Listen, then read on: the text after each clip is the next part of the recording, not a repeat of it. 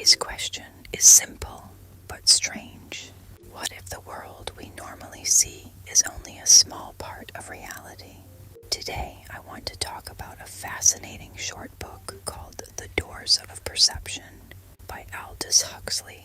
If the name Aldous Huxley sounds familiar, it's probably because he also wrote the famous dystopian novel, Brave New World. But The Doors of Perception is very different. It isn't fiction. It's actually a philosophical essay describing Huxley's personal experience with a psychedelic substance called mescaline.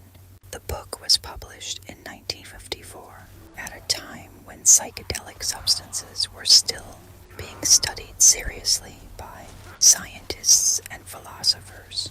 Huxley wasn't approaching the topic as someone looking for entertainment.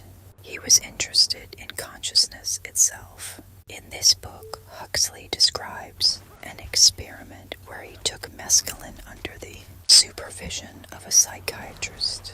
His goal was simple: to observe what happened to perception and awareness. What he discovered was something that completely changed the way he thought about the human mind. One of the central ideas in the book is something Huxley calls the reducing valve theory of the brain. According to this idea, the human brain does not produce consciousness. Instead, it filters it. Huxley suggests that reality may actually be much richer and more complex than what we normally perceive.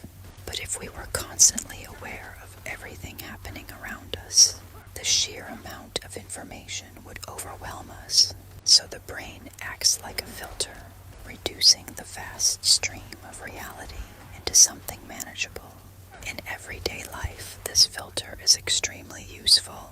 It allows us to focus on practical tasks like finding food, building tools, and navigating the world.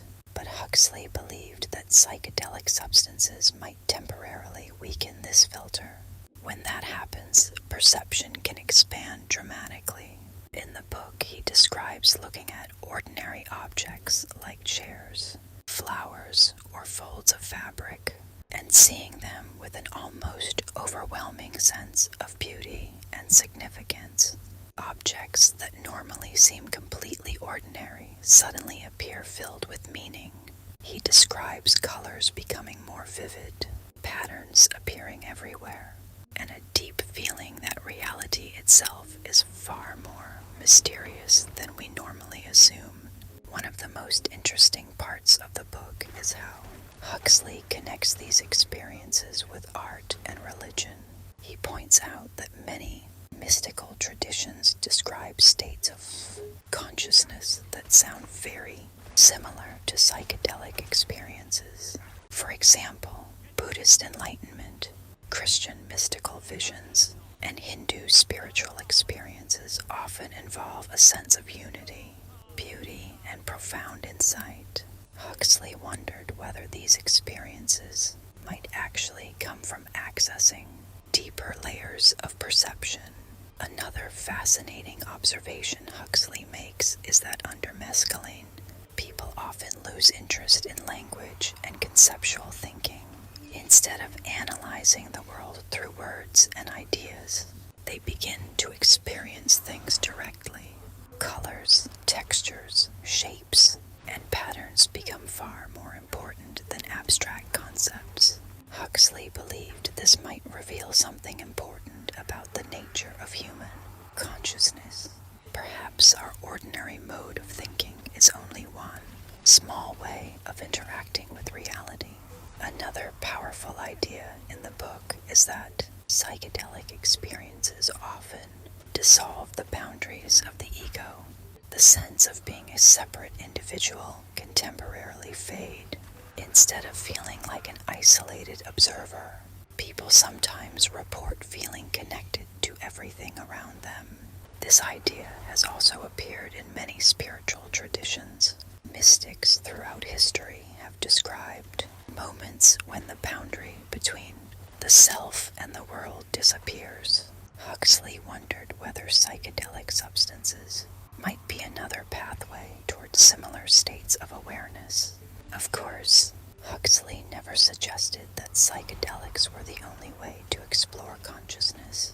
Meditation, art, music, and religious practices have also been used for centuries to reach altered states of perception.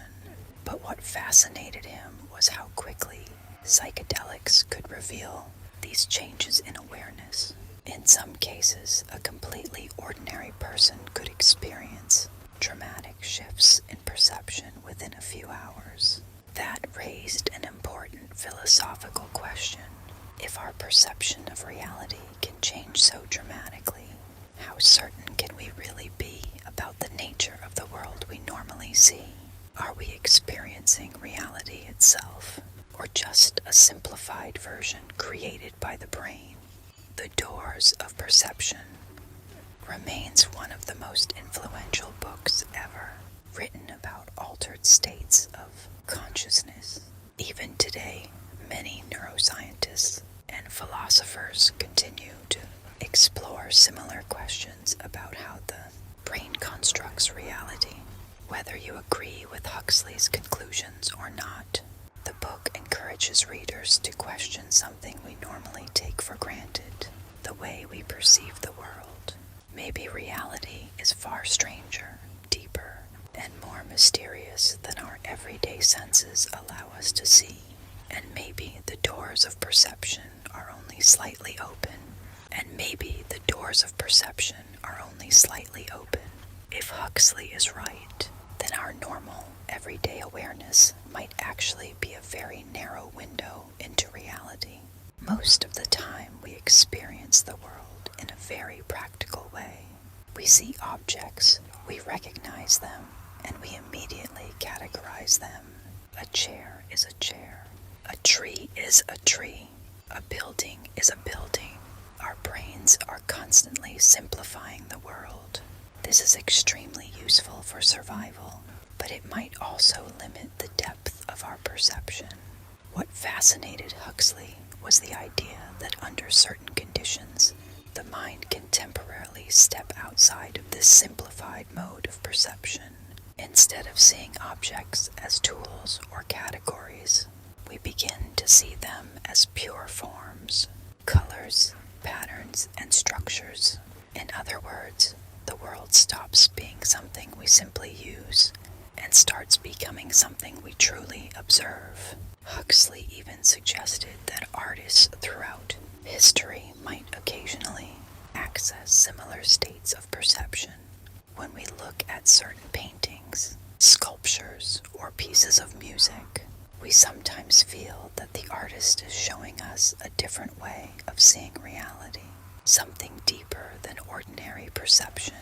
This might explain why art can sometimes feel almost spiritual. It can momentarily push us beyond our normal way of understanding the world. Another interesting thing Huxley noticed during his experience was the change in how time felt. Under mescaline, time seemed to lose its usual importance. Minutes and hours stopped feeling like strict measurements. Instead, the present moment became incredibly rich and detailed. This is something that many people also report during deep meditation. The sense of time fades, and attention becomes completely absorbed in the present. Moments start to feel much larger than they normally do. Huxley wondered whether this might reveal something fundamental about consciousness. Maybe time, as we normally experience it, is partly constructed by the brain, and when the brain changes its mode of operation, our experience of time changes with it. Of course, experiences like this can also raise difficult questions. If perception can change so dramatically, how reliable are our everyday senses? How much of reality do we actually see? And how much is filtered out before it ever reaches our awareness?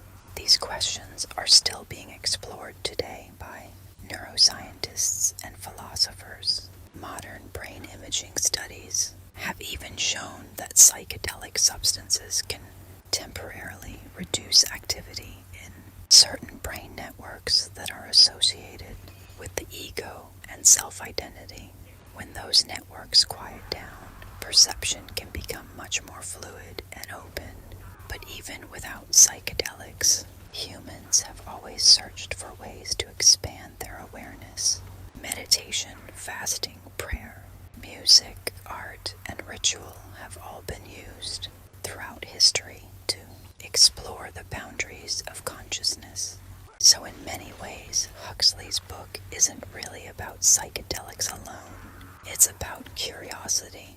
It's about asking a very old philosophical question. What is the true nature of the mind? And are we seeing the world as it really is, or only a small fragment of it? The doors of perception invites us to question something we normally take for granted, our own awareness. And maybe the most interesting idea in the book is this: reality might be far more mysterious than we assume, and the human mind may still be